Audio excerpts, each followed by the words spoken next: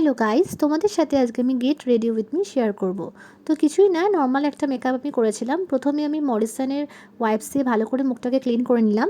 দেন আমি মেবিলিনের একটা master prime দিয়ে প্রাইমার ইউজ করলাম, যেটা দিয়ে ভালো করে মুখটা ভালো করে মাখালাম। দেওয়ার পরে কি করলাম, নেক্সট আমি মেবিলিনেরই আরেকটা ফাউন্ডেশন ইউজ করেছিলাম। তো মেবিলিনের ফাউন্ডেশন আমার স্কিনে খুব ভালো যায়। তো যাই হোক, এটা ব্লেন্ডার দিয়ে ভালো করে ব্লেন্ড করে নিচ্ছি। তো ব্লেন্ড করার পরে আমি কিন্তু এবার মেবিলিনেরই একটা কনসিলার ইউজ করলাম, যেহেতু আমার ভীষণ চোখের তলায় ডার্ক সার্কেল আছে। তো না দিলে পুরো মনে হবে অসুস্থ রোগী। যাই হোক, তো মেবিলিনের কনসিলার দিলাম ভালো করে, যেখানে যেখানে তোমার ডার্ক সার্কেল থাকার দরকার তুমি সেখানে সেখানে ইউজ করতেই পারো।